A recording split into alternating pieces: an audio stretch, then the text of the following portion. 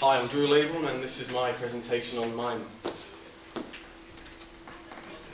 History of Mime. It first started off, well, in theatre, it first started off in ancient Greece. Before then, it was a way of communicating with each other, before speech was invented.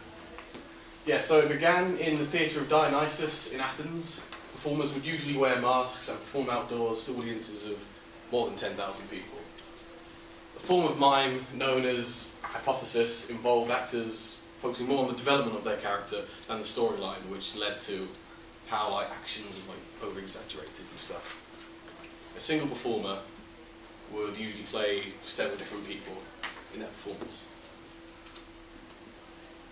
Commedia dell'arte, if that's how you pronounce it. It originated in the marketplaces of Italy in the early 1500s.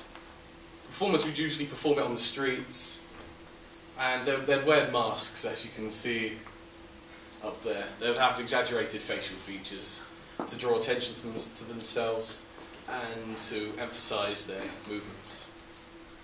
They were known as the Zani, or Zany. There's one where it's like, there's two ends or something like that. They would mock all types of social class due to the fact their identity is hidden, so no one would know it was them taking the milk. They would also interact with their audience by picking up their belongings and using them as props. Modern mime. Over the years, mime's changed quite a bit by incorporating slapstick, in which silent film stars known as Charlie Chaplin, Laurel and Hardy, they're best known for. Slapstick. Lost my train of thought there. There are two types of, the two major types of modern mime. There's literal and abstract. It's your face, Tom. Keep looking at you, you're laughing. Yeah. Literal is more humorous, it's more comedy. It's about telling a story. It's about the main character in some form of conflict with something or someone.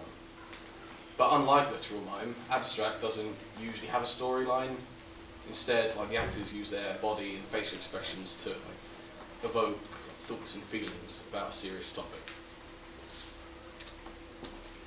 Marcel Marceau, if that's how you pronounce it.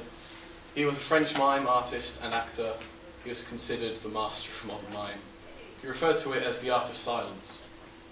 He actually had quite a long career. He was performing professionally for over 60 years as his character known as Bit the Clown. His main style was pantomime, which involves full body physical expressions with little to no props used.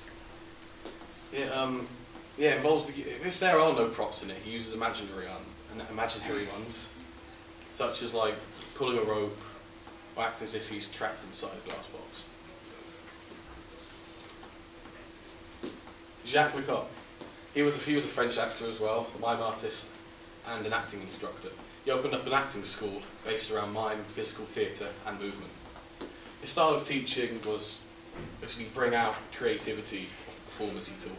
Instead of giving them the basics on what to do, he taught them and encouraged them to experiment and try out different ways to perform.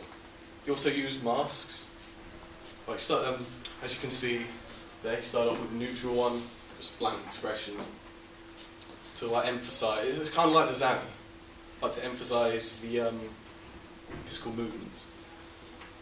And after a while, the performers would start wearing masks and stuff. It began to shrink in size until eventually they were just wearing a clown nose. Yeah, that's it.